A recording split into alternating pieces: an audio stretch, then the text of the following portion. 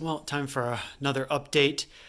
Haven't done a video in a couple weeks because ran into some issues. As you can see, the engine is not in the car, and was trying to figure out a plan and what I was going to do and what happened and all that kind of stuff. So, turned out that a couple things. One, I believe the low compression was caused because the chain slipped a little bit on the on the driver's side, and so that's why the compression was a little bit low on that side. On the good note, though, that actually ended up saving, I think, that cylinder head and that side. On the passenger side, which had the good compression, so it was timed pretty close. That ended up busting off a couple valves in that cylinder head and caused a problem. So I do have the engine out. Here we can see, and working on, I have the cylinder head in the house and a tote getting ready to be sent off to Airflow Solutions that ported those heads in the first place. Since they are aluminum heads, he said basically they can fix it and kind of weld on it and then go ahead and basically kind of grind it down and get everything back to the way that was, so they can fix it, and then they'll replace the two chambers, the valves in the two chambers. So what it turned out to be, here you can see down in there's the cylinder that the valves broke off on. You can see it really bounced around in there and messed up that piston. And you can see right here on the wall too, unfortunately it hit the wall and messed that up also, and kind of messed up the this piston a little bit too. Not as bad, but a little bit on that piston. So I'm waiting for a call back from a place. I'm going to see about having the engine sleeved. I was going to just sleeve the one, but as long as I'm going to do it, they have some research I've done, talking to some other people. If you're going to really put some power behind this engine, like I am going to be doing, a lot of people sleeve them. So I'm just going to go ahead and have them all sleeved in the first place. And to be on the safe side, I have all new pistons and rods and all that kind of stuff coming. I also found a better deal than last year when I was doing this, because I was going to put studs in the main bearings, or sorry, in the main bearing caps, in the caps last year, but there wasn't really a kit for it, and so you had to buy two kits of like $400 each and throw half the bolts away, and so it was like, it was almost $1,000 for studs, and I'm like, I'm not going to pay that. But I found they do now have a kit, which I found from where I ordered the pistons, and so it was only about $300, so that's not too bad because I think the bolts from Ford, which are one-time use bolts, were like $200, so a little bit more, but then I can reuse them. So I can get that taken care of. And also talking to somebody else, he was talking about that probably would replace the crank in it, even though the crank that's in it from Ford is pretty strong. It's not a forged crank and whatnot.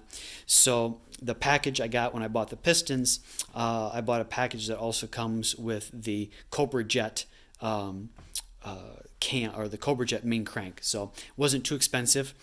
So I bought that all as a kit, and the modular head shop where I got that, it came as a kit. He's also going to balance the crankshaft and stuff for me with the pistons and stuff, since I got all those things from him.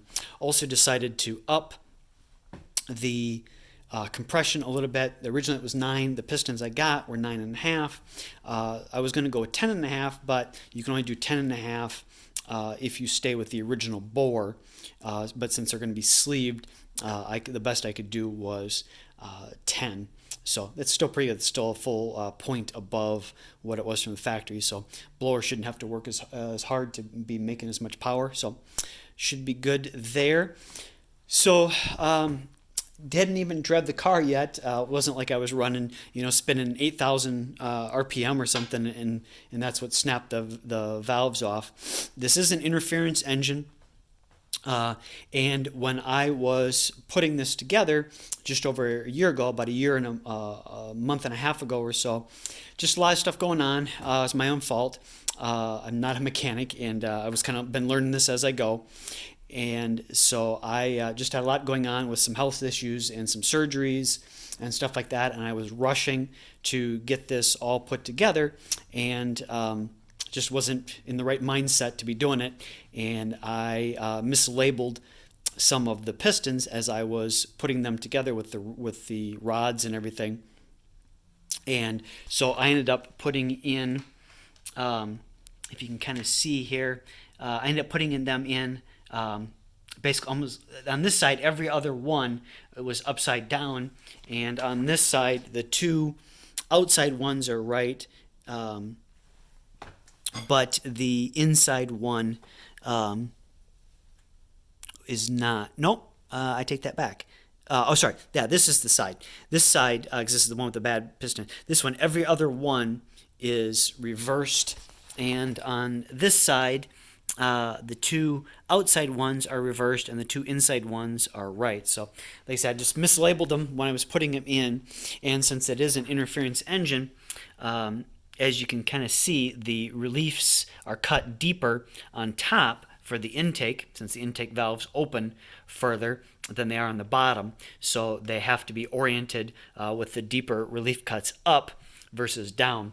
When I did this on my Fox body, the Fox body, not an interference engine, so it didn't really matter, you know, which way you put those pistons in, up or down.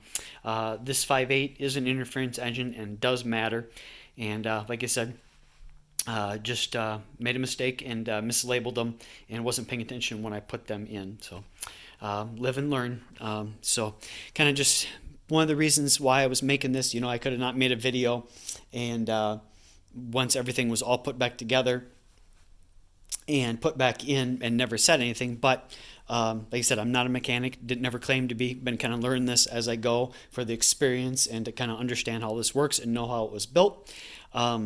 And my fault, like I said, going to be a costly mistake, going to cost me quite a bit of money for the new pistons and rods and everything, and to have it sleeved, so lesson learned. But like I said, wanted to share this in the video, just in case somebody else happens to find this, that is trying to do this on their own, and hopefully it will save them some money and headache, and make sure that they don't make that same mistake that I did, making sure that those all those larger the pistons are facing up with the larger relief up on all the pistons. So that is about it. So like I said, I hopefully get that sent off. It's going to be a little bit for to get those pistons and stuff. He said to get those according to his website, so it'll take a little bit to get that. I'm still waiting to hear back from Airflow Solutions. Like I said, I got the head boxed up and ready to be shipped. Just waiting to hear back from him about how long it's going to take and how much.